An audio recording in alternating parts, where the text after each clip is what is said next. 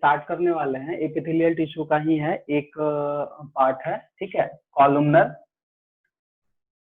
पहले समझ लो फिर लिख लेना, और इसी के साथ हम लोग को सिलिएटेड भी पढ़ना है, ठीक है। दोनों सेम है बट थोड़ा सा मॉडिफिकेशन है उसमें, क्या है, क्योंकि दोनों का प्रेजेंस में डिफरेंस होता है, ठीक है। सबसे फर्स्ट में हम एपिथेलियल टिश्यू जब पढ़ा रहे थे तो उसी टाइम पे बताए थे, जनरल कैरेक्टरिस्टिक्स में ही बताए थे कि इसका जो टाइप, आई मीन इसको जो कैटेगराइज किया गया है, जो टाइप में बांटा गया है, मेनली उसके टिश्यू के सेल के शेप के हिसाब से, शेप एंड साइज के हिसाब से उसको बांटा गया। जैसे स्क्वामस में क्या था कि पॉलीगोनल था, दूसरा क्या था कि हम लोग क्यूबॉइडल में क्यूब लाइक था, ग्लैंडुलर तो मॉडिफिकेशन है, तीसरा जो पार्ट था वो कॉलमनर है, और उसके बाद चौथा था फिर ग्लैंडुलर था। तो हम पिछले क्लास में तुम लोग को ग्लैंडुलर दिखा दिए थे, आज जो है कॉलमनर सिलेटेड के बात करेंगे। तो सिंपल है कि जब हम सेल का शेप एंड साइज के हिसाब से उसको हम डिवाइड किए हैं, कैटेगराइज किए हैं, तो कॉलमनर जो होता है इसका मतलब होता है पिलर लाइक या फिर सिलेंडर लाइक भी बोल सकते हो। तो सबसे पहले ये तो क्लियर हो गया कि इस टिश्यू का जो सेल होता है वो कैसा होगा, पिलर लाइक होगा, ठीक है। दूसरा चीज कि एपिथेलियल टिश्यू में हम जनरल कैरेक्टरिस्टिक्स में ही पढ़े थे, ठीक है, कि उसमें न्यूक्लियस भी प्रेजेंट होता है, बट ये एक ऐसा टाइप का मतलब टिश्यू है जिसमें न्यूक्लियस तो प्रेजेंट होता है, बट वो होता है बेस पे। कैसा होता है? बेस पे होता है, ये चीज होता है, ये बेस पे प्रेजेंट होता है। और सारे दूसरे एपिथेलियल टिश्यू में हम लोग क्या पढ़े थे कि वो जो है सेंटर में प्रेजेंट होता है। कैसा होता है? सेंटर पे, बट ये बेस में प्रेजेंट होता है, सेल के बेस में प्रेजेंट होता है, ठीक है। तो जब इसका सेल का साइज देख रहे हो कि पिलर लाइक है, एंड इसका न्यूक्लियस जो है, जो डिफरेंस है, वो न्यूक्लियस जो है बेस पे प्रेजेंट होता है, इस टाइप के टिश्यू को हम लोग कॉलमनर टिश्यू बोलते हैं, ठीक है। अब देखो इसमें हम लोग को एक और स्ट्रक्चर है कि इसमें बेसमेंट मेम्ब्रेन भी प्रेजेंट होगा। सिंपल है कि जो जनरल कैरेक्टरिस्टिक्स है वो तो होगा ही होगा। ये है सेल मेम्ब्रेन हमारा, ठीक है, ये है साइटोप्लाज्म, ठीक है, और ये हो गया न्यूक्लियस, और ये नीचे वाला जो पार्ट है वो बेसमेंट मेम्ब्रेन कहलाता है, बेसमेंट मेम्ब्रेन। तो ये तो हम लोग को समझ में आ गया। अब इसका डिस्ट्रीब्यूशन या फिर ये प्रेजेंट कहाँ कहाँ होता है, ये तो most of the hollow organ, जैसे हम लोग बोल सकते हैं बहुत सारे ग्लैंड्स के डक्ट में प्रेजेंट होता है। दूसरा चीज क्या है, किडनी ट्यूब्यूल में प्रेजेंट होगा। तीसरा चीज क्या है, फॉलोपियन ट्यूब, जो reproductive organ, I mean reproductive system है फीमेल का, उसमें एक पार्ट है फॉलोपियन ट्यूब, ठीक है, वो सब में ये प्रेजेंट होता है। तो मेनली हम लोग को इसमें क्या देखना था कि इसका शेप एंड साइज एंड इसका फंक्शन। तो फंक्शन के केस में हमेशा ध्यान रखना कि सिक्रीट करता है या किसी भी मटेरियल को आगे बढ़ाने का काम करेगा, ठीक है, ये चीज है। अगर ये कॉलमनर हो गया, अगर हम सिलिएटेड की बात करते हैं, सिलिएटेड, ठीक है, तो सिलिएटेड में क्या है कि ये सेल का शेप यही रहेगा, न्यूक्लियस भी वही होगा, बट यहाँ पे ध्यान देना है तुमको कि ऊपर में जो है एक छोटा सा short hair like structure present है, जिसको हम लोग बोलते हैं सीलिया। अगर सीलिया प्रेजेंट हो गया तो इसी को हम लोग बोलते हैं सिलिएटेड। क्या बोलते हैं? सिलिएटेड। और इसका मेनली जो काम होता है वो किसी भी मॉलिक्यूल को मूवमेंट कराने का काम करता है, ठीक है। सिलिएटेड में बस इतना ही। समझ में आया? कुछ दिक्कत है पूछ सकते हो, हम इसका लिखवाएंगे अभी, ठीक है। सबसे पहले कॉलमनर देना, सिलिएटेड तो समझ गया। कोई प्रॉब्लम, कुछ ऐसा चीज नहीं समझ में आया? No sir. समझ में आया ना? तो सिंपल है, कॉलमनर में सीलिया नहीं होगा, सिलिएटेड में सीलिया होगा। सिलिएटेड है, सिंपल, सीलिया है तो सिलिएटेड है, इसलिए नाम दिया गया, सीलिया है तो सिलिएटेड, ठीक है। तो सबसे फर्स्ट में कॉलमनर तुम टॉपिक दो, और फिगर जब बनाओगे तो पहला वाला में ये सीलिया मत देना, ठीक है। अभी बता रहे सीलिया नहीं दोगे, ऐसा मिटा देते हैं।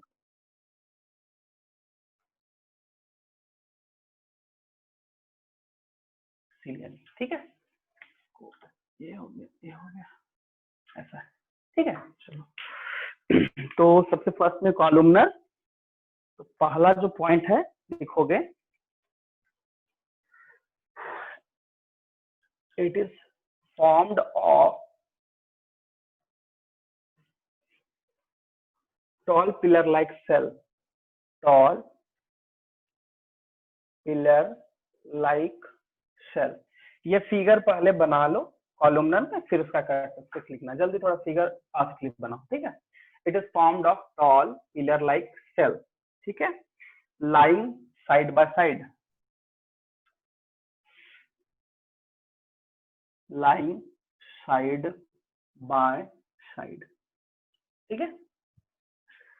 दूसरा चीज है दे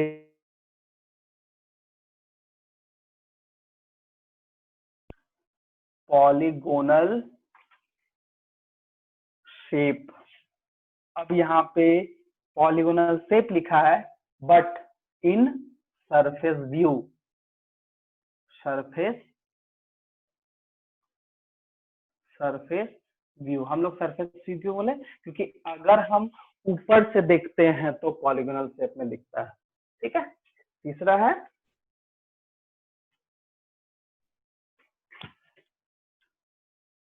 there nuclei lie on the base, lie on the base, sorry on नहीं होगा, इन द बेस होगा, बेस, ठीक है। अब इसका जो फंक्शन होता है, ये मैक्सिमम एब्जॉर्प्शन सिक्रीशन का काम करता है। तो इसका सबसे पहले हम लोग कहाँ कहाँ ये प्रेजेंट होता है ये देखते हैं, ठीक है। It is present in stomach, ठीक है, इंटेस्टाइन, गॉल ब्लैडर, क्योंकि हम ये बताए कि ये सिक्रीशन भी करता है, मूवमेंट में भी काम करता है, जो एक्सचेंज ऑफ मटेरियल बोले तो गॉल ब्लैडर में ही प्रेजेंट है, ठीक है। और गैस्ट्रिक एंड इंटेस्टिनल ग्लैंड, दोनों ग्लैंड ही है, इंटेस्टिनल ग्लैंड में भी ये प्रेजेंट होता है। अब इसका फंक्शन हम लिख लेते हैं, फंक्शन लिख लेते हैं। तो function, it help in secretion, absorption and movement of material, movement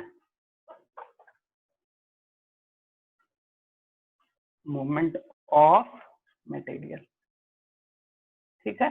इसको नोट करो फटाक से, ये हो गया, ठीक है, जल्दी से नोट करो। और सेकेंड में जो टॉपिक दोगे वो सिलिएटेड देना, और ये फिगर जरूर बना, बट उसमें सिलिया ड्रॉ कर देना। तुम पहले इसको नोट करो, फिर हम सिलिया ड्रॉ कर देंगे। थोड़ी बहुत कट, ठीक है।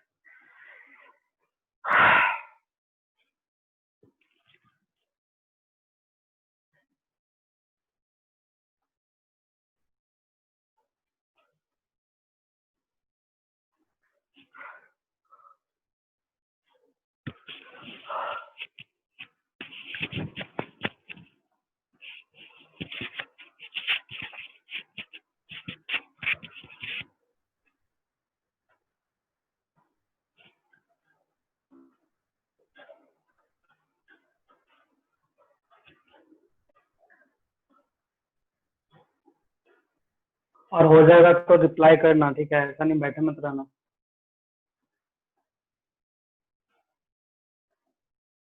यस सर, हो गया। हो गया। तो सेकंड में जो है, ठीक है,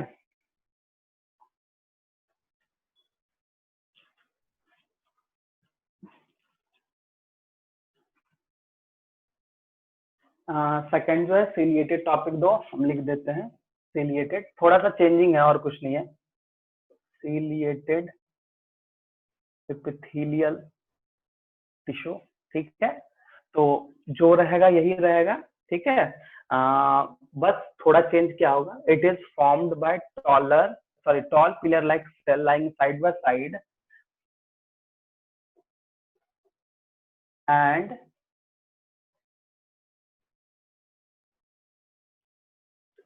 and contain small thread-like structure, small thread-like structure called cilia. मतलब इसमें स्मॉल लाइक स्ट्रक्चर भी प्रेजेंट होता है, कंटेन करता है। तो हम लोग यहाँ पे स्ट्रक्चर बना देंगे, सीलिया बना देते हैं, ये बन गया सीलिया। ठीक है, तो ये जो है अब सिलिएटेड हो गया। ठीक है, सेम कुछ होगा, बस इसका जो मतलब कहाँ कहाँ प्रेजेंट है ये देखना है, फंक्शन भी सेम होगा। ठीक है,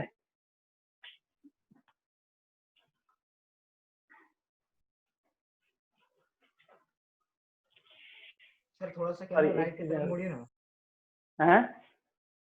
थोड़ा कैमरा राइट की तरफ मुड़िए तरफ। ये हाँ ठीक है, दिख रहा है। ठीक है, तो इसका सॉरी हाँ, तो इसमें सब कुछ सेम है, बट थोड़ा फंक्शन चेंज हो जाएगा बस। मतलब जो है ये यही रहेगा फंक्शन में, बस यही है कि movement of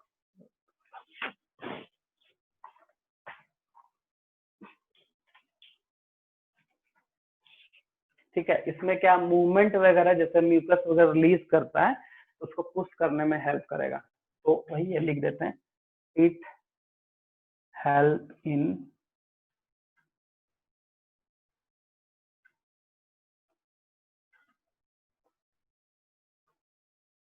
pushing the molecule,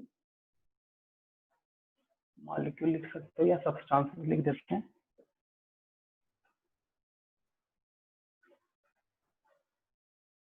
like mucus, ठीक है, यही है, और इसमें कुछ ऐसा तो फंक्शन नहीं।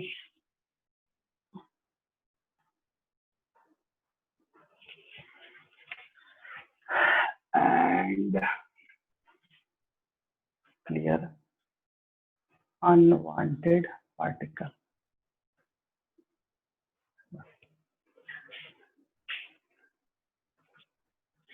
इसको नोट कर लो।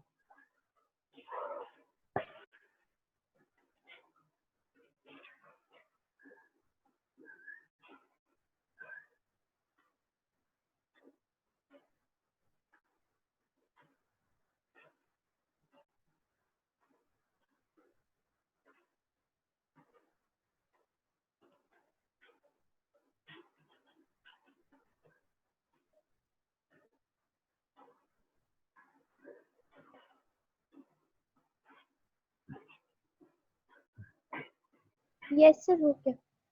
हो गया, फिगर वगैरह बन गया। ठीक है ना, ये तुम्हारा टिश्यू का जो भी है वो खत्म हो गया, आई मीन इपिथेलियल टिश्यू का खत्म हो गया। आज हम लोग फिर स्टार्ट करने वाले हैं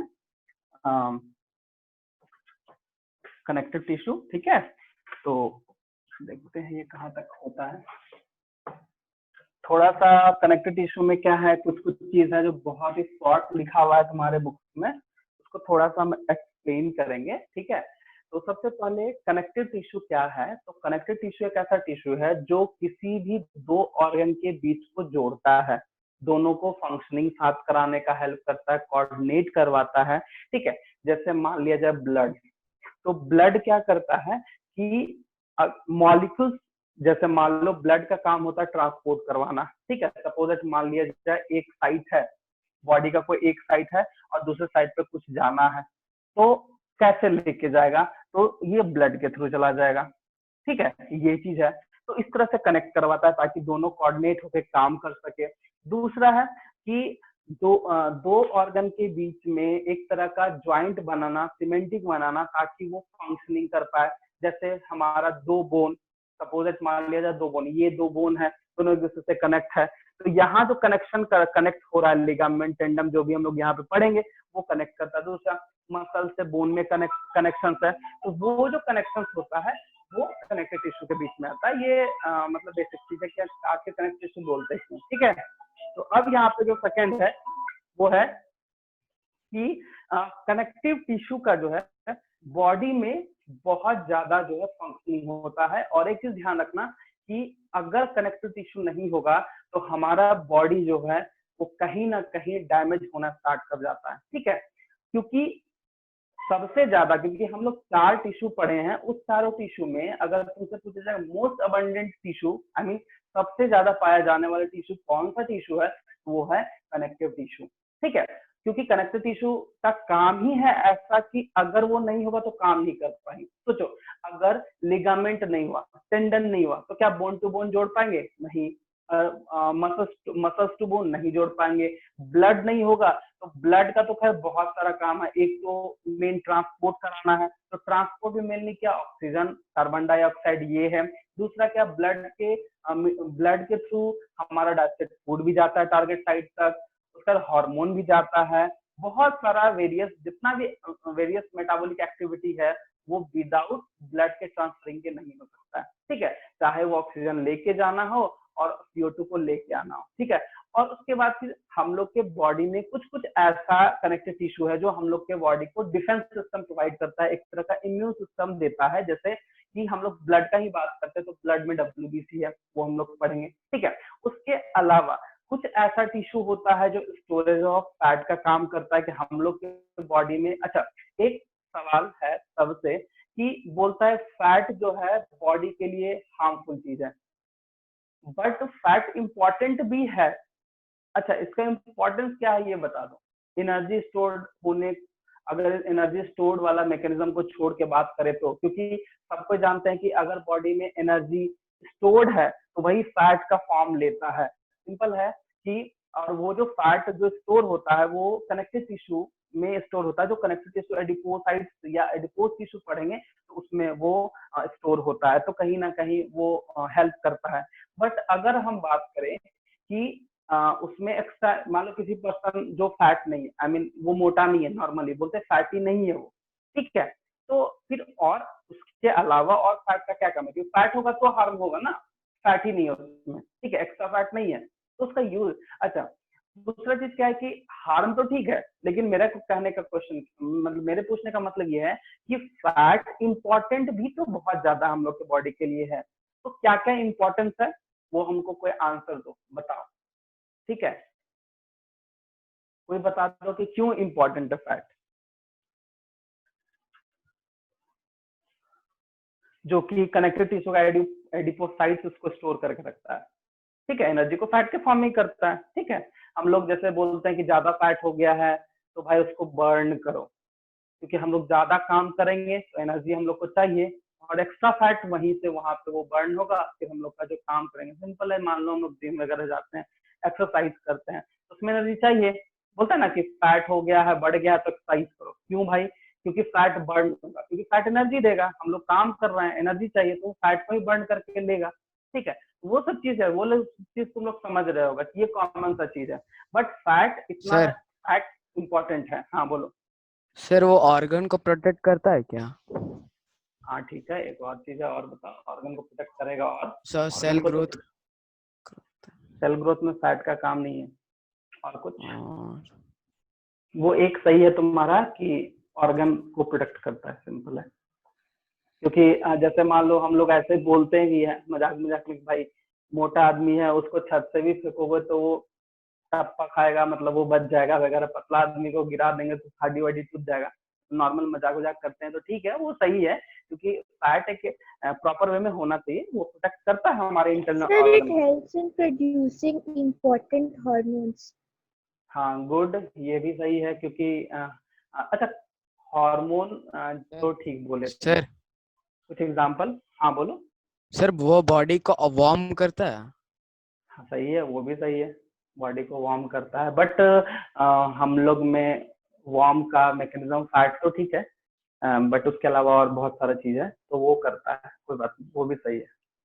और कुछ, जैसे एक इम्पोर्टेंट चीज बोले ना ऑर्गन, उसी तरह दूसरा इम्पोर्टेंट चीज ये है कि वो हार्मोन के सिंथेसाइजिंग में हेल्प करता है। हाँ तो कुछ सर। एग्जांपल बता सकते हो, जो जो भी बोले आंसर दो, कि कोई वैसा एग्जांपल कि जो फैट है, या फिर नॉर्मल क्या है कि फैट को अलग अलग बोलते हैं, फैट को लिपिड भी बोल देते हैं, ऑयल भी है, सब फैट ही है, कोलेस्ट्रॉल भी फैट ही है, ठीक है। स्टेरॉइड भी सुने होंगे, स्टेरॉइड भी फैट है। तो हार्मोन के केस में जो है, तो steroidal hormone is a fat hormone, कहने का मतलब ये कॉमन में सिंपल समझना कि स्टेरॉइड अगर बोल रहा है तो वो फैट हार्मोन कहलाता है। कुछ ऐसा एग्जांपल दे सकते हो, किसी को कुछ आइडिया? नहीं, एक कॉमन छोटा सा मतलब कॉमन एग्जांपल है, तुम लोग के दिमाग में होगा बट सर फैट नहीं का। आ रहा होगा। हाँ fat, I mean fat hormone, जैसे हमको कोई बोली कि सर फैट का बटर। काम हार्मोन के है, बटर सर। वो तो खाने का चीज हो गया जी वो वाला खाने में मत जाओ, ठीक है। वो तो कुछ भी तुम खाओगे, नॉन वेजिटेरियन में फैट है बहुत ज्यादा। खैर वो अलग अलग टॉपिक हो जाएगा, कभी इसके बाद इनसे हम लोग डिस्कस करेंगे, ठीक है, जब भी क्वेश्चन है वगैरह क्लियर हो जाएगा। बट जैसे कोई मतलब बोली ना कि हाँ सर फैट जो हार्मोन बनाने में हेल्प करता है बॉडी में, तो कोई एग्जांपल बता सकते हो? नहीं पता? No sir. चलो सेक्स हार्मोन सुने हो तुम लोग? Yes sir. वही हो गए। सेक्स हार्मोन में कौन कौन सा हार्मोन है मेल में, बताओ? अरे बताओ, अब ये छोटा सा चीज तो सबको पता है भाई कि मेल में कौन सा सेक्स हार्मोन है, फीमेल में कौन सा सेक्स हार्मोन है। सर टेस्ट्रोजन सर। टेस्टोस्टेरॉन, टेस्टोस्टेरोन नहीं, टेस्टोस्टेरॉन से, सॉरी। हाँ टेस्टोस्टेरॉन। तो मेल जो है मतलब sex hormone is a steroidal hormone, simple है, ठीक है। तो जैसे हम लोग कॉमन अगर बात करें तो मेल में टेस्टोस्टेरॉन, ठीक है, टेस्टिस है, जान रहे होगे क्योंकि रिप्रोडक्टिव पार्ट है। तो उसमें हम लोग देखते हैं कि टेस्टिस है तो टेस्टोस्टेरोन, ऐसे याद कर सकते हो कि टेस्टिस है तो टेस्टोस्टेरॉन। और ओवरी में चल जाता है, आई मीन फीमेल में चल जाता है, तो फीमेल में दो सेक्स हार्मोन है, एस्ट्रोजन एंड प्रोजेस्टेरॉन, ठीक है। प्रोजेस्टेरॉन। तो हाँ, तो ये 10th में पढ़ना है, तो रिप्रोडक्शन में आएंगे तो लोग पढ़ेंगे अच्छे से, ठीक है। बहुत सारा फंक्शंस वगैरह है, अलग अलग चीज है, ठीक है। चलो हम एक चीज तुमको कॉमन जो बताते हैं जो बहुत इंपॉर्टेंट है, ठीक है। एक चीज ये अभी ध्यान रखना कि जैसे हम मेल और फीमेल के बॉडी की अगर बात करें तो फीमेल में जो है फैट का डिपोजिशन, आई मीन फैट होना बहुत अच्छा बात होता है, मतलब बहुत ज्यादा फैट नहीं होना चाहिए। बहुत ज्यादा फैट मतलब दिक्कत तो करेगा ही करेगा, चाहे मेल हो या फीमेल। बट नॉर्मल कोई भी अगर फीमेल थोड़ी फैटी है तो ठीक है, वो बहुत अच्छा होता है। उसका बॉडी का अलग अलग मैकेनिज्म है, बहुत सारा कुछ है। बट मेल में भी फैट होना बहुत इंपॉर्टेंट है। बहुत ज्यादा फैटी नहीं, मतलब हम लोग सिंपल बोल सकते हैं दोनों के केस में कि मोटापा जो बोलते हैं कि मोटा आदमी है वैसा नहीं होना चाहिए, ठीक है। क्योंकि फीमेल में तो अलग मैकेनिज्म है, मेल की अगर बात करेंगे तो अगर फैट, अगर बैड कोलेस्ट्रॉल बोलते हैं, बैड कोलेस्ट्रॉल अगर बढ़ जाएगा तो हार्ट को प्रॉब्लम है। एक्चुअली बैड कोलेस्ट्रॉल कहाँ से आएगा? तो वो फैट ही है, जो अननेसेसरी फैट हम खाते हैं, अननेसेसरी तेल वगैरह खाएंगे तो फैट बढ़ेगा। लेकिन फैट का इंपॉर्टेंट क्या है समझना, देखो तुम लोग जानते होगे कि हम लोग के बॉडी में ब्लड वेसल्स है, आर्टरी एंड वेन, ठीक है। तो आर्टरी और वेन का जो अगर तुम स्ट्रक्चर देखोगे तो वेन जो होता है वो थोड़ा मतलब ठीक होता है in comparison to, sorry, artery जो है वो ठीक होता है, गुड, और वेन जो होता है वो थीन होता है, ठीक है। कहने का मतलब कि अगर हम बात करेंगे ये आर्टरी का वॉल है तो ये थोड़ा सा मोटा, आई मीन लेयर ज्यादा हो, इसको हम लोग क्या बोल रहे हैं? थिक लेयर, ये आर्टरी हो गया, ठीक है। लेकिन अगर हम वेन की बात करेंगे तो वेन का जो लेयर होता है वो थोड़ा कम होता है। क्यों? क्योंकि आर्टरी से जो ब्लड जाता है वो प्रेशर से जाता है, तो प्रेशर को भी तो झेलना है। उसके लिए मान लो यहाँ पे फैट का कमी हो गया, ये ब्रेक कर सकता है। तो वाल्स वगैरह में, वेन्स वगैरह में फैट जो है वहां होना बहुत जरूरी है, क्योंकि ये सब सॉफ्ट ऑर्गन है। दूसरा क्या है कि हम लोग के बॉडी में जितना भी सॉफ्ट ऑर्गन है, जैसे मस्कुलर ऑर्गन, जैसे किडनी, उसको बचाता है फैटी लेयर, ठीक है। जो भी है, तुम जो भी देख लो, तो एक तरह का लेयर होता है हम लोग के बॉडी में, जितना भी सॉफ्ट ऑर्गन है, चाहे हार्ट हो चाहे किडनी हो, कोई ना कोई चीज उसको बचाएगा। कुछ कुछ है जो जैसे हार्ट है उसके लिए एक मेम्ब्रेन है, और लंग्स है तो उसके लिए भी मेम्ब्रेन है। बट किडनी हो गया, लीवर हो गया, ये सब एक ऐसा पार्ट है जो सॉफ्ट है, जिसको बचाने के लिए एक लेयरिंग, फैट का लेयरिंग होता है। तो फैट जो है वो इम्पोर्टेंट है बॉडी के लिए। अब देखो जैसे एक और चीज है, जैसे सपोज दैट मान लिया हम बात करते हैं हार्ट का। हार्ट में जो वाल्व्स है, हम लोग पढ़ेंगे अगर सर्कुलेशन होगा, क्योंकि शायद 10th में पढ़ेंगे कि उसमें जो वाल्व्स है, लब डब करता है, कॉन्टैक्ट लैक्स जब होता है होता है। तो वॉल्स में अगर फैट का कमी होगा, वाल्स में अगर फैट का कमी होगा ना, प्रेशर जितना जोर से हार्ट देता है ऊपर की तरफ जाने के लिए ब्लड, तो वो प्रेशर मेंटेन नहीं होगा अगर फैट का कमी होगी। कहीं फैट इंपॉर्टेंट है, ठीक है। तो बहुत सारा मैकेनिज्म है जिसमें फैट जो है वो काम करता है, उसके बिना वो काम नहीं हो सकता। जैसे ये तो प्रेशर मेंटेन करना वगैरह, और जो बोले कि सॉफ्ट और प्रोटेक्ट करता है, प्रोटेक्शन मतलब सॉफ्ट ऑर्गन, ठीक है, वो चीज है। दूसरा हार्मोन बनाने में हेल्प आता है। तो इस तरह का बहुत सारा मैकेनिज्म है। फैट की बात है तो हम थोड़ा सा डिस्कस कर लिए। कनेक्टिव टिश्यू जो है बहुत बहुत ही ज्यादा मोस्ट अबंडेंट टिश्यू, ठीक है, वो कनेक्टिव टिश्यू ही है। और सबसे ज्यादा जो वर्क है वो कनेक्टिव टिश्यू का ही है। टिश्यू के हम लोग का बॉडी सही से फंक्शनिंग नहीं कर पाएगा, ठीक है। तो आज हम कनेक्टिव टिश्यू का टाइप स्टार्ट करते हैं, ठीक है। तो समझ गए। तो सबसे फर्स्ट में कनेक्टिव तो है, बहुत कुछ है कि चलो वो काम उसके फंक्शन के हिसाब से कैरेक्टरिस्टिक जितना था बताना बताएं, ठीक है। क्योंकि अब हम लोग ब्लड कनेक्टिव टिश्यू में स्टार्ट करेंगे। फ्लूइड कनेक्टिव टिश्यू समझना, अभी लिखने का जरूरत नहीं है। फ्लूइड कनेक्टिव टिश्यू, तो इसमें दो पढ़ना है हम लोग, ठीक है।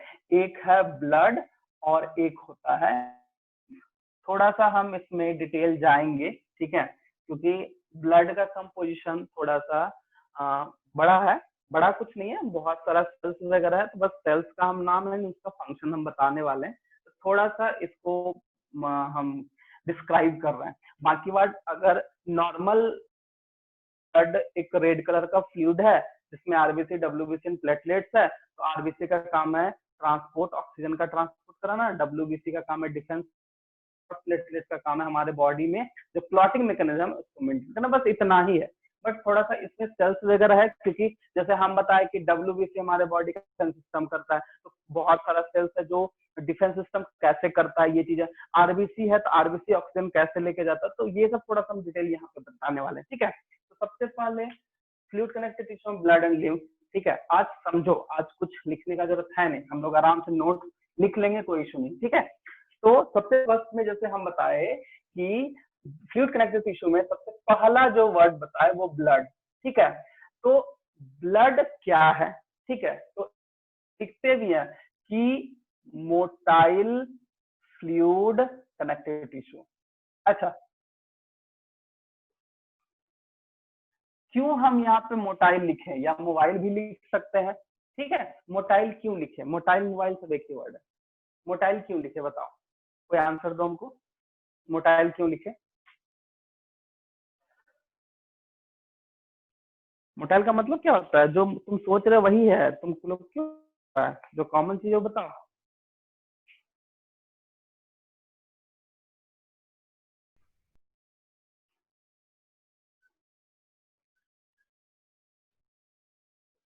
बोलो, नहीं पता किसी को? अच्छा, मोबाइल का मतलब क्या होता है बता दो।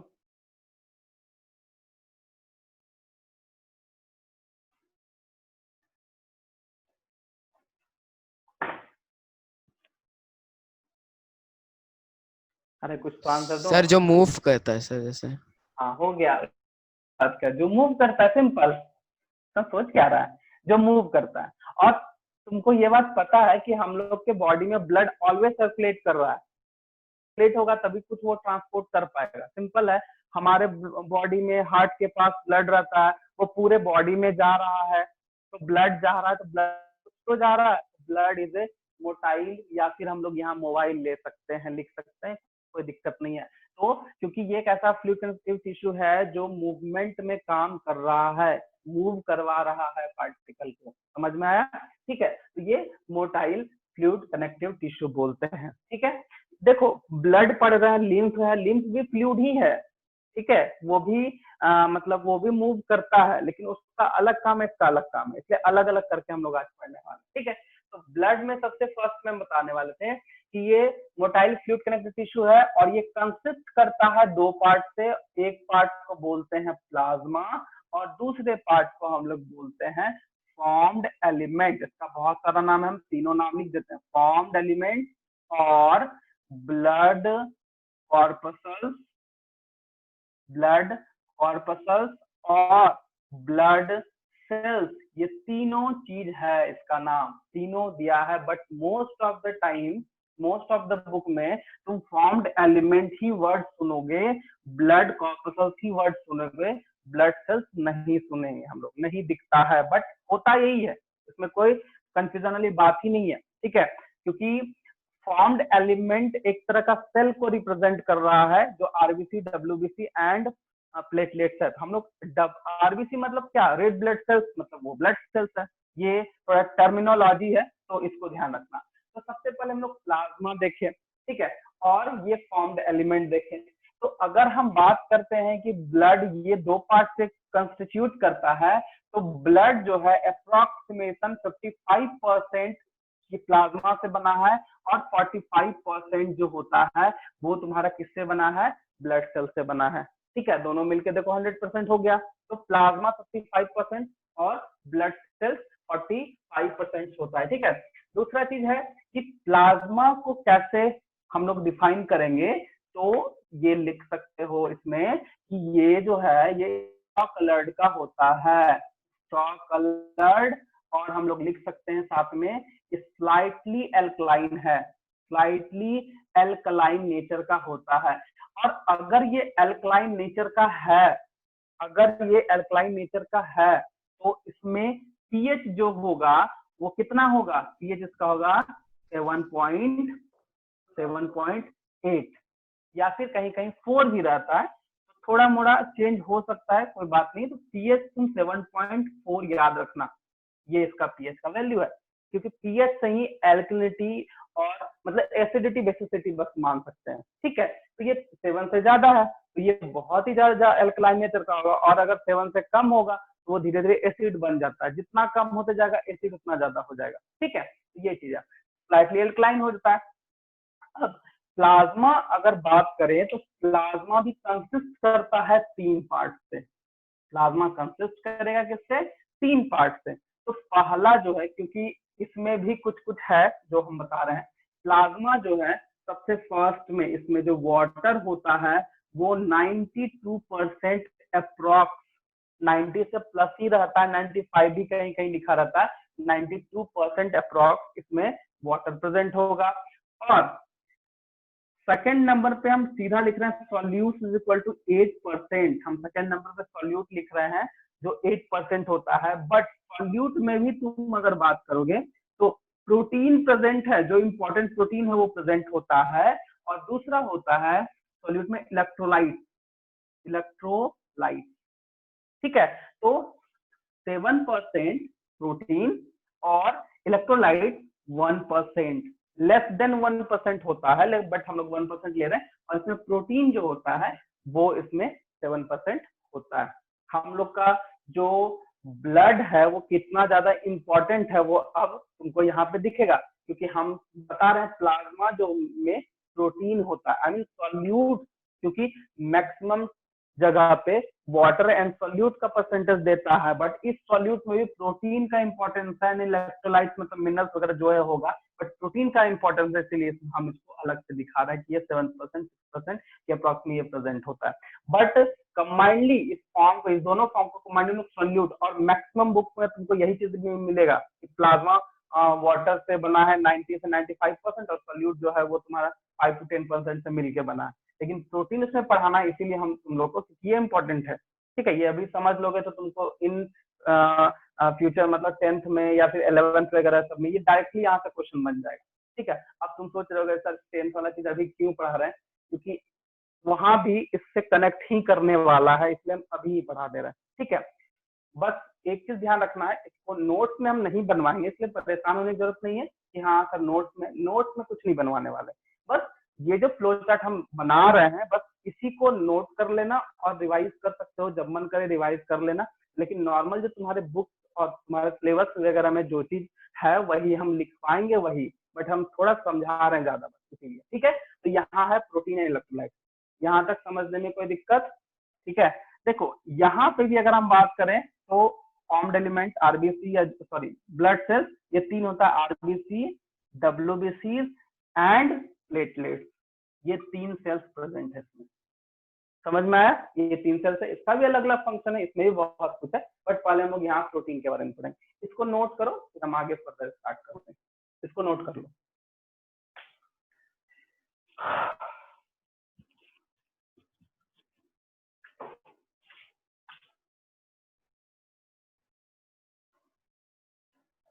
और थोड़ा, हाँ चलो जल्दी जल्दी, ठीक है? समझ में आ रहा है सबको? कोई प्रॉब्लम?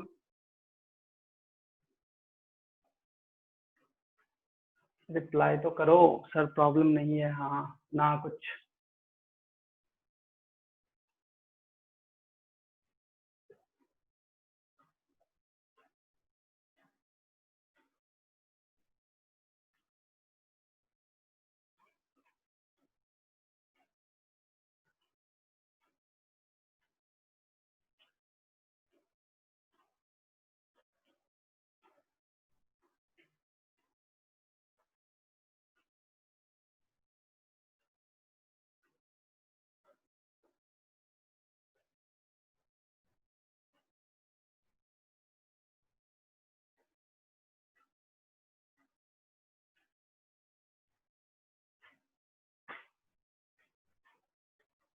हो गया? नोट कर लिए?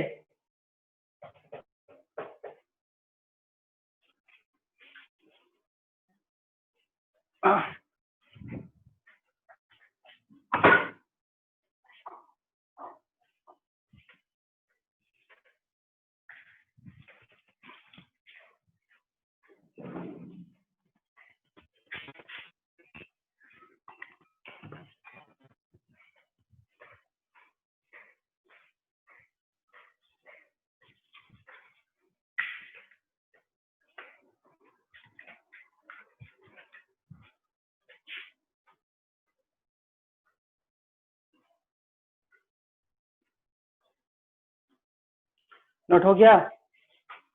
Yes sir. हाँ ठीक है, चलो। तो हम लोग प्लाज्मा प्रोटीन से स्टार्ट करेंगे, ठीक है? पॉइंट वाइज हम लिखो, मतलब बताते जाएंगे, बस उसको नोट कर लेना, इसका नोट हम नहीं लिखा रहे हैं, ठीक है? तो हम तुमको बताए कि प्लाज्मा प्रोटीन, ऐसा बताए, ठीक है? तो प्लाज्मा प्रोटीन जो हम लिखे हैं, इसमें 4 टाइप का मेन प्रोटीन होता है। इसके अलावा बहुत कुछ है, बट 4 टाइप का प्रोटीन को हमको पढ़ना है, ठीक है? तो ये ध्यान रखना, बहुत बहुत अच्छा चीज बता रहे हैं। फर्स्ट में एल्ब्यूमिन प्रोटीन, ग्लोब्यूलिन प्रोटीन,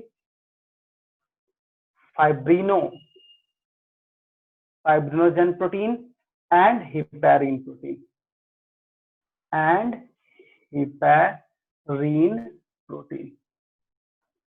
ये है 3-4 प्रोटीन, ठीक है? अब देखो, एल्ब्यूमिन प्रोटीन जो है वो हमारे बॉडी का ऑस्मोटिक एंड इलेक्ट्रोलाइटिक या इलेक्ट्रोलाइट बैलेंस को मेंटेन करता है, या फिर बैलेंस करता है, सिंपल है। तो ये बता सकते हो, समझ में आ रहा होगा। ऑस्मोटिक मतलब यहाँ पे क्या रिप्रेजेंट करेगा? Movement of molecules. Movement of molecule नहीं बाबू, वाटर जो है सिर्फ उसको। और इलेक्ट्रोलाइट क्या यहाँ पे रिप्रेजेंट करेगा? देखो ऑस्मोटिक, हाँ देखो, हम बॉडी में ब्लड में जो भी प्रेशर वगैरह है कहीं ना कहीं वाटर के थ्रू होता है, ठीक है? तो वो ऑस्मोटिक प्रेशर। और इलेक्ट्रोलाइट का मतलब है जो सॉल्ट है, फिर हम लोग इसको सिंपल समझ सकते हैं, जो मिनरल्स है, बहुत सारा मिनरल्स हम लोग के बॉडी में आयंस के फॉर्म में रहता है, वो इलेक्ट्रोलाइट है। तो ये बैलेंसिंग करने प्रोटीन, एल्ब्यूमिन प्रोटीन जो है वो हेल्प करता है ब्लड में, ठीक है? चलो एक छोटा सा और देते हैं नॉलेज कि एल्ब्यूमिन हमको चाहिए तो हम लोग को क्या खाना पड़ेगा, कौन सा फूड आइटम्स में एल्ब्यूमिन होता है, या कौन सा फूड सप्लीमेंट है, बता सकते हो? कोई आंसर दो। एल्ब्यूमिन प्रोटीन जो है वो क्या खाने से एल्ब्यूमिन प्रोटीन मिलेगा?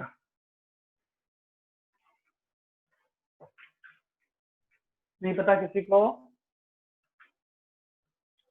चलो ठीक है, हम बता देते हैं थोड़ा सा। तो ये जो है हम लोग अगर एग खाते हैं, क्या खा रहे हैं, एग, तो अगर एग खा रहे हैं तो उसमें ये प्रोटीन होता है। अच्छा, तुम लोग बताना कि एग में दो पार्ट है, एक व्हाइट पार्ट है, एक येलो पार्ट है, किस पार्ट में एक्चुअली में ये प्रेजेंट होगा? Sir white white sir.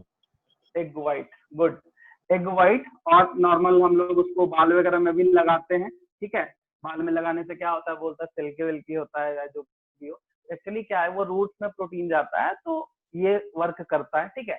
तो एग व्हाइट इंपॉर्टेंट है, और एग व्हाइट बहुत ज्यादा इंपॉर्टेंट है क्योंकि सामने है, फंक्शन दिख रहा है कि ब्लड वगैरह में। और दूसरा चीज है कि जो ज्यादा एक्सरसाइज वगैरह करता है, मसल्स प्रोटीन बनाने में ये सब बहुत ज्यादा हेल्प करता है, इसलिए एल्ब्यूमिन जो है वो बहुत इंपॉर्टेंट है। और बोला भी जाता है कि जो एक्सरसाइज है, जो जिमनास्ट आई मीन जिम वगैरह जाता है तो उसको एग लेना ही चाहिए, लेकिन एग में सिर्फ व्हाइट पार्ट, येलो पार्ट हम लोग नहीं ले सकते। अच्छा, येलो पार्ट नहीं लेना के लिए क्यों बोला जाता है, बोलता है ना सर कि येलो पार्ट नहीं। सर उसमें मतलब ज्यादा बटर होता बटर नहीं होता है, ठीक है, बटर मतलब एक तरह का तुम्हारे बोलने का मतलब सर फैट होता है, फैट। हाँ गुड, फैट होता है, बट उसका एक डिमेरिट है, ठीक है, जो हम तुम लोग को बता रहे हैं, मतलब बताना है, बता रहे थे ऐसा मतलब खाना नहीं, खा सकते हो तुम लोग में, कोई इशू नहीं होगा। आई मीन वो ओल्ड एज पर्सन को इफेक्ट करता है, वो ये है कि वो जो कोलेस्ट्रॉल वगैरह होता है ना, वो हमारे लीवर सेल को डिजनरेट करता है, ठीक है, लीवर सेल को वो घटा देता है, आई मीन वो डिस्ट्रॉय करता है। लेकिन हमारे लीवर सेल में भी एक प्रॉपर्टी है, वो फिर से रिजनरेट कर जाता है, तो कोई दिक्कत नहीं है, तो खा सकते हो। और अगर नहीं खाओगे तो अच्छा है, बट ऐसा नहीं है कि हम खाने से बहुत ज्यादा हार्म है, बट 40-45 एज तक ठीक है, बट उसके बाद खाते हैं तो इफेक्ट पड़ेगा, क्योंकि उस टाइम पे हमारे बॉडी का मेटाबॉलिज्म वगैरह घट जाता है, और उसमें अगर लीवर सेल घटेगा तो कहीं ना कहीं प्रॉब्लम क्रिएट करता है। सबसे ज्यादा प्रॉब्लम एक्सक्रीटरी जो मैकेनिज्म है बॉडी में, हम लोग के बॉडी में रिमूवल ऑफ वेस्ट का जो मैकेनिज्म है, उस पर बहुत ज्यादा इफेक्ट करता है, तो वो चीज उसमें आता है, ठीक है। तो हम लोग करते हैं, तो एग व्हाइट या फिर एग खाने से हमको ये मिलेगा एल्ब्यूमिन प्रोटीन, ठीक है।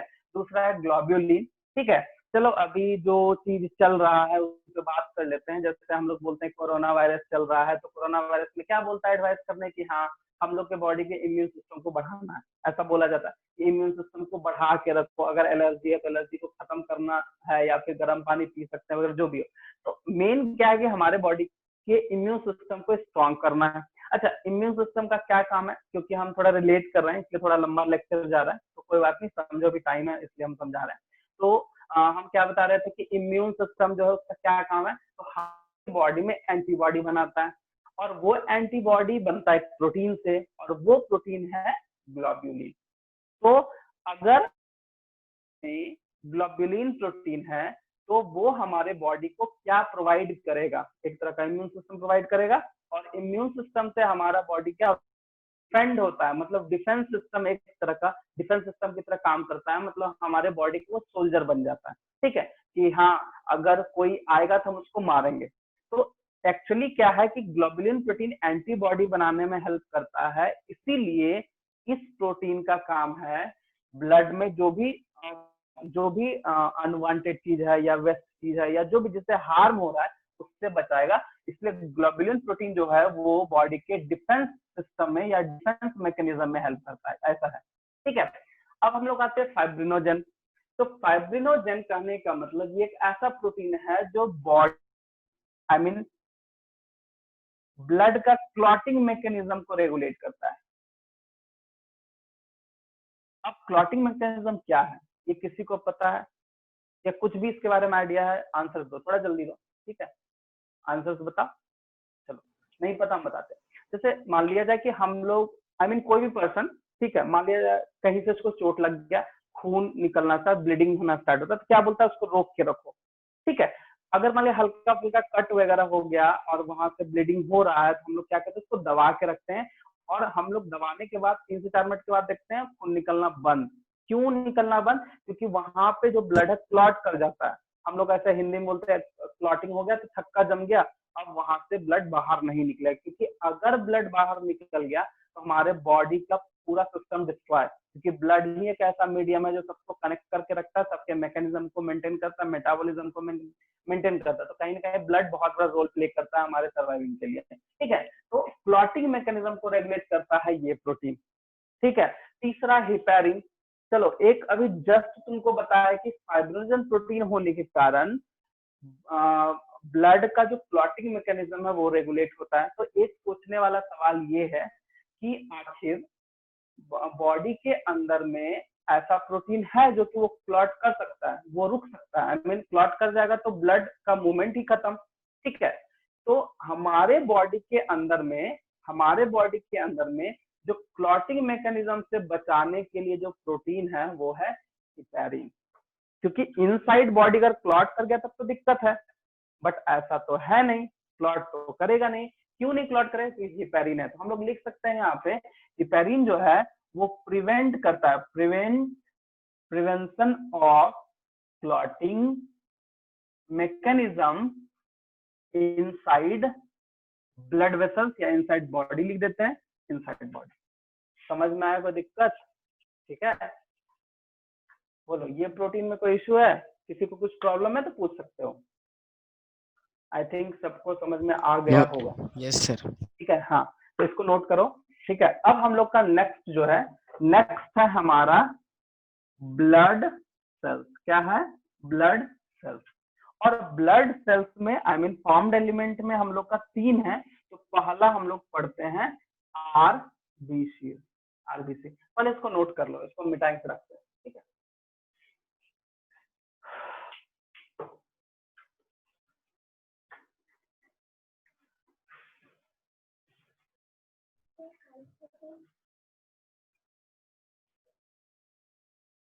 ओके, नोट कर लिए?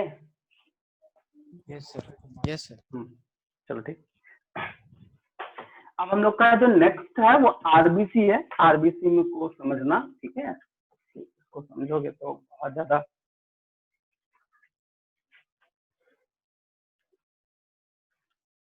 देखो। आरबीसी मतलब यहाँ पे सबसे पहले इसका जो टर्म है वो है इराथ्रोसाइट्स बोलते हैं। तो कहीं भी इराथ्रोसाइट्स अगर दिख गया तो ज्यादा परेशान होने की जरूरत नहीं, वो आरबीसी को ही बोल रहा है, ठीक है। मतलब एक तरह का आरबीसी हो गया घर का नाम, और इराथ्रोसाइट हो गया बाहर का नाम। मतलब बोलते हैं घर में कुछ और है, हमारे स्कूल में कुछ और है, तो वो चीज है, मतलब शुभ नाम एक तरह से। तो ये टेक्निकल बायोलॉजिकल टर्म बोल सकते हैं। आरबीसी को हम लोग इराथ्रोसाइट्स भी बोलते हैं, ठीक है। क्यों बोलते हैं ऐसा? क्योंकि इसका रीजन है, आरबीसी का मतलब होता है रेड ब्लड सेल्स, और इराथ्रो का मतलब ही होता है रेड, और साइट्स का मतलब सेल है। तो ये रेड ब्लड सेल्स का फुल फॉर्म है। क्यों रेड है? क्योंकि इसमें एक पिगमेंट प्रेजेंट है जिसको हम लोग बोलते हैं HB, मतलब हीमोग्लोबिन। गुड, हीमोग्लोबिन क्या होता है? हीमोग्लोबिन। हीमोग्लोबिन है या ग्लोबुलिन नहीं है, ध्यान देना, इसे HB लिख रहे हैं। और ये HB जो है वो बनता है किससे? तो आयरन से बनता है। मतलब HB is haemoglobin is a iron containing compound. मतलब HB कंटेन करता है आयरन। मतलब अगर बॉडी में ब्लड का कमी हो गया तो हम लोग क्या बोलते हैं? HB का कमी है, क्योंकि ब्लड का कमी इसी के परसेंट से पता चलता है। और अगर ये कम है तो फिर हम लोग क्या बोलते हैं? क्या डॉक्टर्स जो एडवाइस देते हैं वो बोलते हैं आयरन कंटेनिंग फूड को इंटेक करो, मतलब खाओ। जैसे केला खा सकते हैं हम लोग, है ना, और उसका साग वगैरह है वो सब है, पपीता वगैरह है वो सब खा सकते हैं, जिससे आयरन मिलता है। बीट्स वगैरह है, अनार वगैरह वो सब खा सकते हैं, ठीक है। तो आयरन, ठीक है। तो हम लोग क्या बोले कि रेड क्यों है? क्योंकि हीमोग्लोबिन, और हीमोग्लोबिन किसका है? Iron containing compound. आखिर ये आयरन का काम क्या है?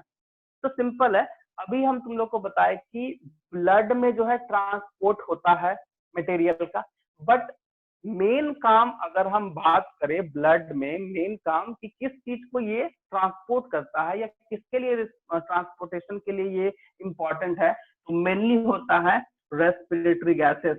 अब बताओ रेस्पिरेटरी गैसेस हम किसको लेंगे? हम डायरेक्टली नाम नहीं लिखे, थोड़ा सा अलग वे में जा रहे हैं। Oxyhemoglobin and carboxyhemoglobin. अच्छा, ये गैसेस है? हम गैस पूछे बाबू। तो क्योंकि वो फॉर्म है, वो फॉर्म में बना के कन्वर्ट करके लेके जाता है। अगर हम नॉर्मल छोटा सा चीज, ऐसे तुम्हारा आंसर सही है, ऐसा नहीं कि तुम्हारा गलत है। अगर तुमसे पूछे कि आरबीसी में ऑक्सी हीमोग्लोबिन जा रहा है और कार्बोक्सी हीमोग्लोबिन आ रहा है तो उसमें कोई दिक्कत नहीं है, बट जो आरबीसी का मेन काम है वो होता है ऑक्सीजन एंड कार्बन डाइऑक्साइड के ट्रांसपोर्टेशन में हेल्प करता है, और वही ऑक्सीजन ऑक्सीमोग्लोबिन बनता है और वही CO2 कार्बोक्सीमोग्लोबिन। समझ में आया? इसलिए रेस्पिरेटरी गैसेस, क्योंकि O2 and CO2 directly iron से बाइंड होता है, ठीक है। और अगर हम HB का बात करें, हीमोग्लोबिन का बात करें, तो एक हीमोग्लोबिन एक बार में 4 मॉलिक्यूल ऑफ ऑक्सीजन को लेके जाता है, क्योंकि ऑक्सीजन का ज्यादा जरूरत पड़ता है हमारे बॉडी में, ठीक है। इसका अलग मैकेनिज्म है, वो लेके जाता है। तो आरबीसी का मतलब सिंपल है, रेड है। क्यों रेड है? क्योंकि हीमोग्लोबिन है, हीमोग्लोबिन है तो वो रेड है, क्योंकि वो पिगमेंट है, पिगमेंट है तो कलर देगा, तो ये रेड कलर दे रहा है। और हीमोग्लोबिन है तो हीमोग्लोबिन बना है आयरन से, और आयरन का काम होता है ऑक्सीजन से बाइंड करना। मतलब सिंपल है, आयरन बाइंड कर रहा है तो कहीं ना कहीं हीमोग्लोबिन बाइंड कर रहा है, ऐसा, ठीक है। अब इसके बारे में थोड़ा सा और चीज जान लेते हैं कि आरबीसी जो है वो नॉन न्यूक्लिएटेड है, मतलब ये इसमें न्यूक्लियस नहीं होता है, ठीक है। न्यूक्लियस नहीं तो माइटोकॉन्ड्रिया भी नहीं है। चलो इसके बारे में थोड़ा सा बात करेंगे। दूसरा चीज है इसका लाइफ स्पैन। लाइफ स्पैन मतलब ये कितना दिन तक जिंदा रहता है? तो 120 डेज। क्या रहता है? 120 डेज। अब ये मान लो 120 डेज हो गया, अब वो मर गया, तो मरने के बाद वो कहाँ जाएगा? उसका ग्रेवयार्ड कहाँ हो जाएगा? तो वो हो जाएगा लीवर। बोन मैरो नहीं, बोन मैरो तो उसका फॉर्मिंग साइट है। लीवर एंड स्प्लीन यहाँ पे जाएगा, और फिर बोन मैरो, उसका बोन मैरो का WBC सॉरी ब्लड सेल्स में जो भी सेल है बोन मैरो से ही बनता है, तो वो सर फॉर्मिंग लिवर एंड क्या है? स्प्लीन है, spleen SPLEEN, spleen, liver and spleen. तो इसका भी मैकेनिज्म है, बट वो मैकेनिज्म नहीं बता रहे क्योंकि वो ज्यादा लंबा हो जाएगा। तो ग्रेवयार्ड ऑफ आरबीसी। अब हम बात करते हैं थोड़ा सा इसका अमाउंट पे, एवरेज पे। अगर हम आरबीसी सेल की बात करें, आरबीसी सेल की अगर बात करते हैं, तो 5 से 5.5 मिलियन सेल्स प्रेजेंट है 100 ml ऑफ ब्लड में। ध्यान देना, अगर हम 100 ml ब्लड लेते हैं इसमें इतना सेल प्रेजेंट होता है, मिलियन, 5 से 5.5 मिलियन सेल्स प्रेजेंट होता है, ठीक है। अब हम इसमें बात करें, अगर हम वॉल्यूम का, तो कितना वॉल्यूम, आई मीन लीटर का बात करें, तो मेल और फीमेल में थोड़ा सा डिफरेंसेस है, क्योंकि ब्लड की जहां तक बात करें तो आरबीसी है, तो हम लोग इसमें मेल में 5 लीटर है, तो फीमेल में 4.5 लीटर होता है, आधा लीटर थोड़ा कम होता है, ठीक है। अगर हम हीमोग्लोबिन का बात करें, तो देख रहे हो तुम सामने है कि अगर मेल में 5 लीटर है, तो ऑब्वियस बात है उसका हीमोग्लोबिन का जो परसेंटेज होगा, तो हीमोग्लोबिन परसेंटेज जो होता है वो ज्यादा होता है, तो अप्रोक्सीमेटली 13 to 15 के बीच में रहेगा, या फिर 12 देख सकते हैं। नॉर्मल जो हेल्दी पर्सन है 12 से 15 ग्राम, यहाँ ग्राम लेते हैं, ध्यान रखना यहाँ ग्राम ले रहा है, ठीक है। और ये तो था मेल का, और अगर फीमेल का है तो 11 से 13 ग्राम फीमेल के बॉडी में होता है। तो देखो यहाँ भी हीमोग्लोबिन कम है, क्योंकि यहाँ पे कम है, और ये है तो यहाँ भी कम है। ये इसका डाटा हो गया कि ये कितना कितना कहाँ कहाँ रहता है। तो अगर तुमसे पूछ दे कितना में स्पर्म है, सॉरी स्पर्म बोले, सॉरी आरबीसी कितना है, तो 5 से 5.5 मिलियन है, ठीक है। और अगर हम लीटर की बात करें, तो मेल में 5 लीटर, फीमेल में थोड़ा आधा, 4.5 लीटर ही प्रेजेंट है, 5 ml कम होगा या हाफ लीटर कम होता है। हीमोग्लोबिन का देख लो कम, ठीक है, क्योंकि अगर मेल में 12 से नीचे गया तो उसमें ब्लड का कमी हो जाएगा, और अगर फीमेल में 11 से नीचे गया, नॉर्मली कभी कभी 10 में भी ठीक है, कोई दिक्कत नहीं है, बीपी वगैरह ठीक रहता है, लेकिन अगर इससे कम हो गया तो फिर वही एनेमिक पेशेंट माना कि ब्लड का कमी हो गया, ठीक है। यही है तुम्हारा आरबीसी का। बट तुम्हारे लिए आरबीसी क्या है, तो ध्यान रखना तुम्हारे बुक्स के अकॉर्डिंग, रेड ब्लड सेल क्यों, कि हीमोग्लोबिन है। हीमोग्लोबिन क्या है? आयरन कंटेनिंग है, और फंक्शन बस इतना ही देके तुम लोग को छोड़ दिया गया है, क्योंकि इसका काम mainly transportation of O2 and CO2 दिया गया। हम ये इतना बता दिए क्योंकि ये सब एक मतलब रखना, क्योंकि 10th में और उसके बाद अगर तुम 11-12 में जाते हो बायो में, तो डायरेक्टली यहाँ इस तरह का क्वेश्चन, इस तरह का पॉइंट से क्वेश्चन बनता है मेडिकल में, ठीक है। हम अभी इसलिए बता दें क्योंकि ये तुमको पढ़ना है, आगे ही पढ़ना है, क्योंकि अभी अगर हम पढ़ लेंगे ना, तो जब हम सर्कुलेटरी सिस्टम पढ़ेंगे तो उसमें ब्लड का कंपोजिशन वगैरह है पूरा, उस टाइम पे हमको पढ़ेंगे तो तुरंत याद रहेगा, इसलिए हम अभी बता दे रहे हैं, क्योंकि ये कहीं ना कहीं रिलेट करेगा उससे। तो यही है तुम्हारा, ठीक है। ये आरबीसी का है। समझे? हाँ, हम नॉन न्यूक्लिएटेड की बात करें, थोड़ा सा कॉन्सेप्चुअल है, समझ लो 5 मिनट का चीज है। नॉन न्यूक्लियर, अगर सपोज दैट मान लीजिए आरबीसी एक सेल है, अगर उसमें न्यूक्लियस हो गया तो माइटोकॉन्ड्रिया भी होगा, उससे इफेक्ट क्या होगा बताओ, बॉडी को क्या इफेक्ट होगा? मेमेलियन कैरेक्टर है कि ये नॉन न्यूक्लिएटेड, मतलब जितना भी मैमल्स है उसके आरबीसी में न्यूक्लियस नहीं होता है, क्योंकि आरबीसी एक सेल है, हम नॉर्मल जान रहे हैं। तो कोई आंसर्स बताओ हमको कि नॉन न्यूक्लिएटेड क्यों लिख रहे हैं इसमें, या फिर हम लोग माइटोकॉन्ड्रिया वगैरह एब्सेंट होता है, क्यों होता है इस सेल में? किसी को आंसर पता है? हाँ या ना में थोड़ा जवाब दो जल्दी। नहीं नो सर। नहीं, चलो ठीक है, हम बताते हैं। देखो, सबसे फर्स्ट में अगर आरबीसी सेल है तो नॉन न्यूक्लिएटेड है। न्यूक्लियस इसीलिए होता है क्योंकि अगर न्यूक्लियस रहता ना तो आरबीसी अपना अपना काम सही से नहीं कर पाता। आरबीसी का काम क्या होता है? O2 एंड CO2 को लेके जाना, मेनली O2 है क्योंकि मैक्सिमम 75% O2 आरबीसी सेल से ही ट्रांसपोर्ट होता है। तो सोचो कि अगर आरबीसी में न्यूक्लियस हो जाता तो जो आरबीसी का फंक्शन है एब्जॉर्प्शन ऑफ O2, क्योंकि हम लोग के बॉडी में ऑक्सीजन बहुत ज्यादा चाहिए, तो आरबीसी क्या करता है? सरफेस एरिया और ज्यादा बढ़ाता है। लेकिन किसके कारण? न्यूक्लियस नहीं है तब। अगर न्यूक्लियस हो जाएगा तो सरफेस एरिया वो नहीं बढ़ा पाएगा। ठीक है, पहला चीज। दूसरा चीज, हम बोले माइटोकॉन्ड्रिया भी एब्सेंट होता है, तो थिंक करो तुम कि माइटोकॉन्ड्रिया का क्या काम है। हम पहले बताएं चैप्टर्स में, आंसर दो, माइटोकॉन्ड्रिया का क्या काम है? सेल में पढ़ा है माइटोकॉन्ड्रिया एनर्जी प्रोड्यूस करता है। तो एनर्जी कैसे प्रोड्यूस करता है? माइटोकॉन्ड्रिया में ग्लूकोज जाएगा, वहां पे ऑक्सीजन जाएगा, और ऑक्सीजन जाता है तो वहां पे ऑक्सीडाइज होकर वो ग्लूकोज एटीपी बनाता है। हम सब ये पढ़े हैं और यही होता भी है।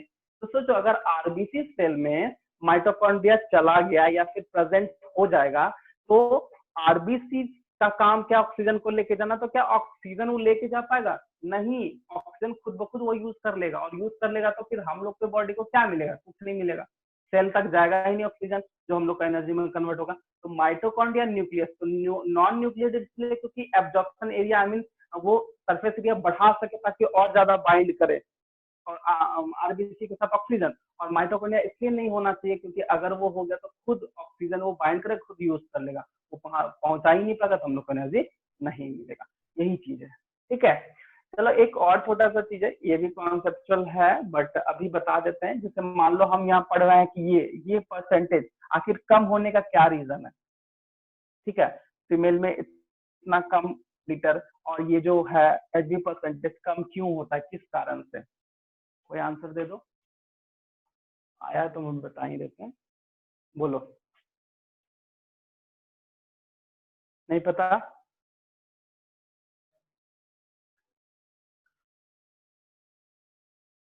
नहीं पता किसी को? No sir. अच्छा, ढूंढ के ना, थोड़ा नेक्स्ट क्लास हम ना पूछेंगे। ठीक है, ये पूछना कि आखिर हीमोग्लोबिन कम क्यों होता है फीमेल में, ऐसा नेटवर्क से सर्च वर्च करना, देखना तुम लोग को क्या मिलता है, या फिर जैसा होगा फिर नेक्स्ट क्लास हम पक्का बताएंगे। ठीक है, तुम लोग का होमवर्क यही रहा। ठीक है, तो आज ओके आरबीसी सर। तक कराने, हाँ आरबीसी को नोट कर लो। ठीक है, आई मीन इसको नोट कर लो। बाकी बात नेक्स्ट क्लास हम ब्लड का जो भी है कंपोजिशन खत्म करेंगे, तो फिर कनेक्टिव टिश्यू का इनिशियल से कैरेक्टरिस्टिक्स वगैरह और यहाँ तक पूरा लिखाएंगे। ठीक है, आज इतना रहने दो, आज इतना रहने दो। ठीक है, और फिर पढ़ के आना आगे, और प्रीवियस में कुछ अगर कुछ पूछना है तो पूछ सकते हो। नोट कर लिए? नोट कर लो, आराम से नोट करो।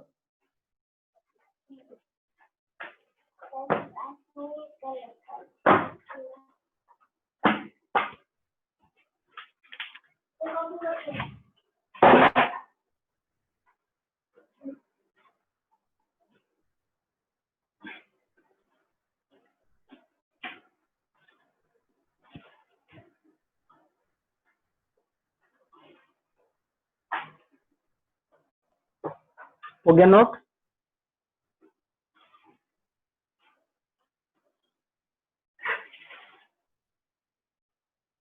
सर उसमें आयरन का मतलब कंपोजिशन लेस होता है क्या? इसमें सर फीमेल में इसीलिए वो कम है। क्यों लेस होगा?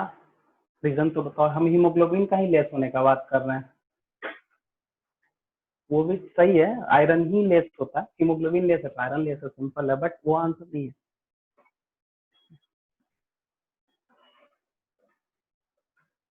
नहीं पता सर।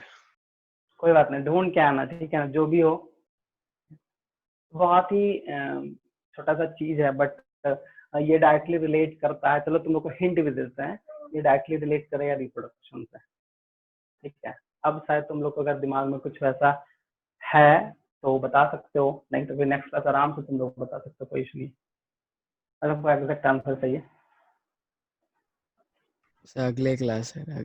हाँ ठीक है ठीक है, कोई बात नहीं, सर्च करो, बुक्स वगैरह में मिल जाएगा। ये सब चीज छोटा छोटा है, नॉलेज रखोगे तो फिर आगे ना, आगे मतलब 10th 11th वगैरह में मतलब कभी भी तुम लोग को दिक्कत नहीं होगा, क्योंकि ये सब बेसिक चीजें थोड़ा जानना चाहिए। है तो उसमें बहुत सारा कुछ, जैसे अब हीमोग्लोबिन बोल रहे हैं, इसका कंपोनेंट भी पढ़ना रहता है 11 12 में। ये सब अगर तुम कर लोगे ना, तो जो भी लेने वाले हो बायो, जरूरी नहीं है कि सबको बायो ही लेना चाहिए, सबको मैथ्स ही लेना, जो इंटरेस्ट है वो पढ़ना चाहिए। अगर बायो लेते हो ना तो ये सब डायरेक्टली मतलब क्वेश्चंस पूछता है, ठीक है। इवन की बीपीएससी का भी क्वेश्चन इससे आया था एक बार, कि वहां पर डाटा थोड़ा अलग था, तो वहां पूछा था कि कितना वॉल्यूम ऑफ लीटर होता है एक एडल्ट पर्सन में, तो वहां पे 6 लीटर ऑप्शन में था, तो अप्रोक्सीमेशन इधर उधर हो सकता है। 5 लीटर ऑप्शन में था, नहीं तो 6 ही मारेंगे, 5 से नहीं कम होता नहीं है, ठीक है। तो वहां पे डिस्टिंग्विश नहीं था कि मेल फीमेल, बट एवरेज लेता है, तो एवरेज में हम लोग अप्रोक्सी लेते हैं, ठीक है। तो वो चीज होता है। क्या है ना कि ये सब चीज अगर तुम लोग जान जाओगे, जैसे हीमोग्लोबिन वगैरह हो गया, ये सब जान जाओगे ना, तो तुम लोग को जैसे आरबीसी काउंट लिख देता है, रिपोर्ट वगैरह देखने में बहुत आसानी हो जाएगा, ठीक है। किसी का भी साइटोलॉजिकल, आई मीन अगर हम बात करें पैथोलॉजिकल बात करते हैं, तो आरबीसी डब्ल्यूबीसी का काउंटिंग सेल होता है कि कौन घट गया कौन बढ़ गया, इससे भी बहुत सारा चीज होता है बॉडी में, ये चीज सब चीज हेल्प कर जाएगा, ठीक है। बाकी बात बता भी सकते हो कि जैसे हीमोग्लोबिन बढ़ाना है, खून बढ़ाना है, तो क्या क्या खाना चाहिए। जैसे चना गुड़ भी खाएंगे तो अच्छा, मतलब वो सही है। बीट, अनार वगैरह सब खाना, केला वगैरह सब खा सकते हो, ठीक है। चलो नोट हो गया। Yes sir. यस ठीक है, सर। तो हाँ तो ठीक है, जो भी हो अब नेक्स्ट क्लास इस पे बात करेंगे। तुम लोग कम से कम ढूंढ के आना सब कुछ, और जो भी हो बोलना, ठीक है।